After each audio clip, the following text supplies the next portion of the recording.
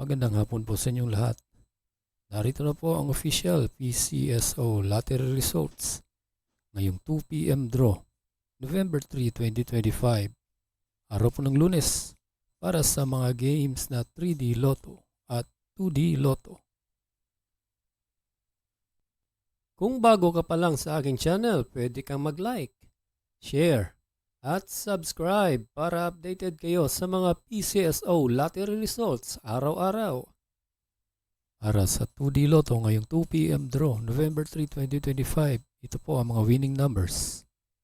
23 and 24 in exact order.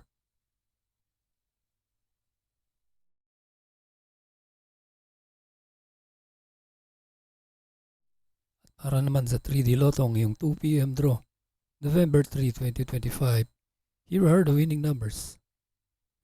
7, 2, and 3 in exact order.